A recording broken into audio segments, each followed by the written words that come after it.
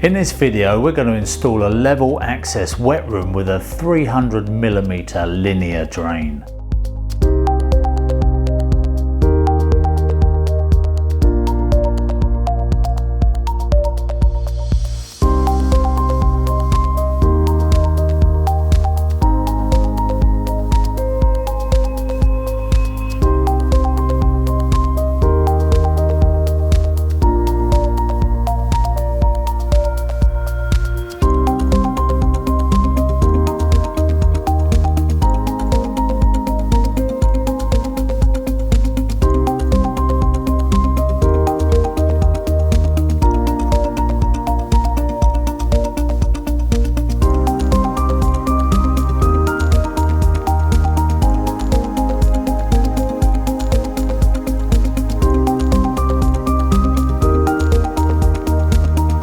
When you're doing any shower, something you find over and over again is that the joists don't always marry up with the trap and the drain.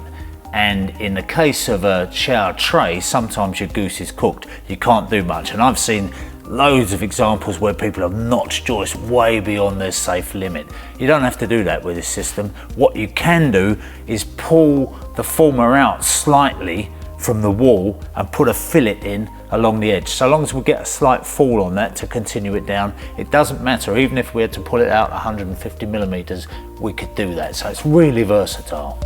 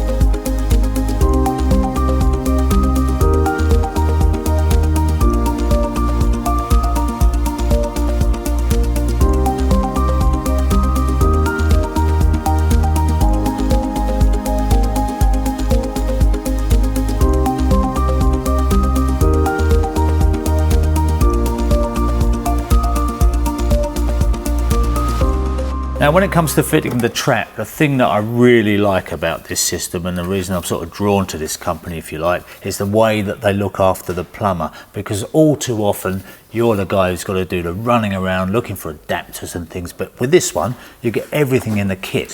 For a start, we've got this high capacity trap which allows you to go in any one of 4 directions simply by turning the trap around.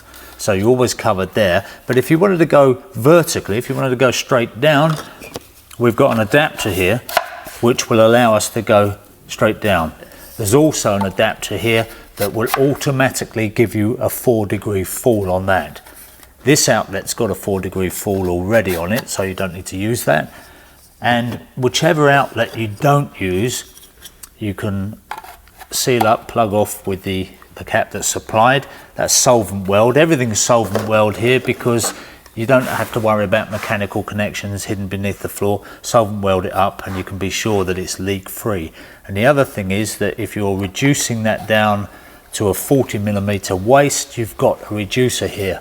And I have seen the case where people put this reducer in the wrong way round so that they create a lip at the bottom and then wonder why the shower waste blocks up. So it's always got to go down so you've got a smooth run out, but if you're a plumber you already know that. But there it is, ready to go. It's got all the seals in there and we're going to solvent weld that on.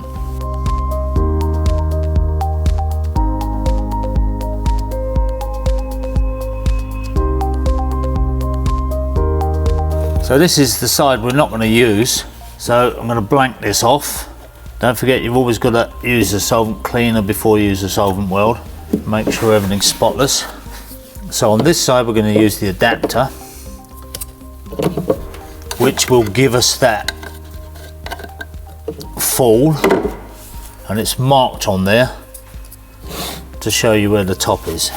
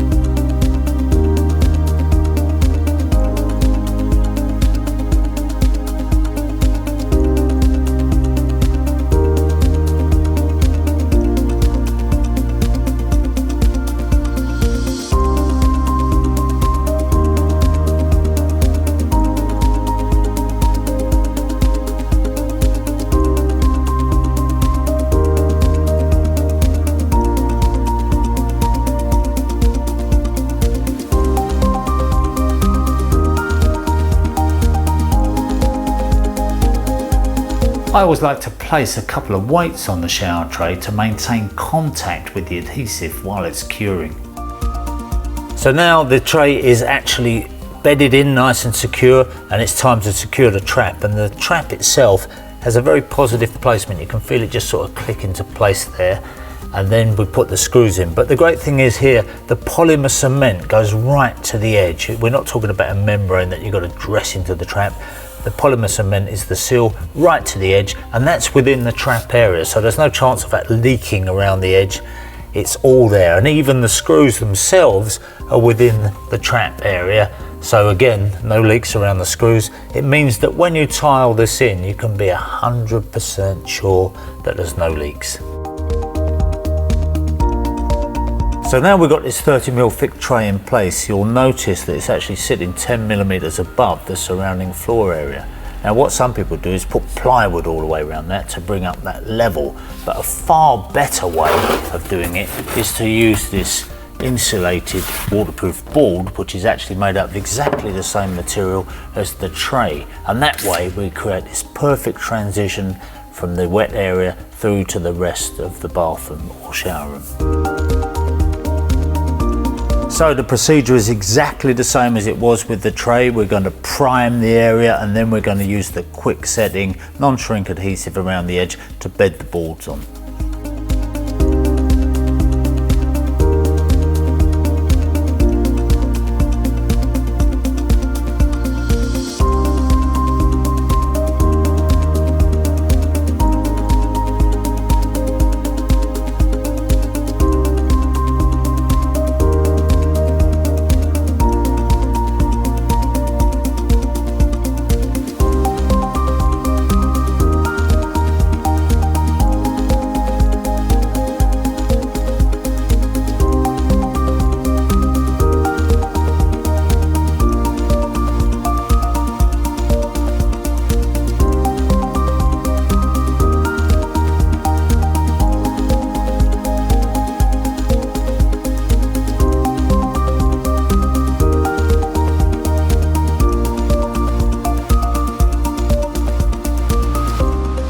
Okay, so we've reached a great stage here. Now we've got all the flexible tape in, we're sealed up everywhere, we're ready to go with the tiling. But before we do the tiling, we're going to put the tile trim in around the linear waist.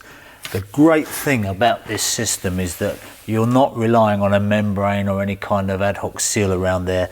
This is made in such a way that if any water ever did get down through the grout and under the tiles, it could only ever finish up in the waste. So you won't get leaks. But let me just show you what you can do with the tiles.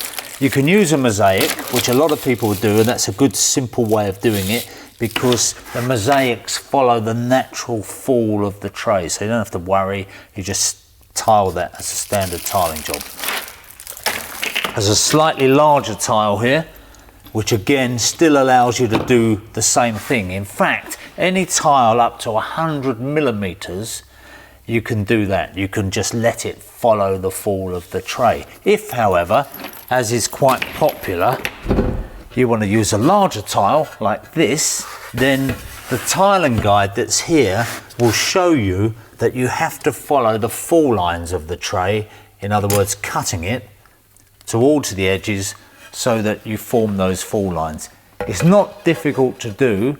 Tilers who are used to it doing it all the time, and if you're careful, you can do it accurately. But what I would always say is cut the tiles, lay them out, make sure that you've got them all set before you start sticking them down. That way you haven't got to hack up any tiles and start again.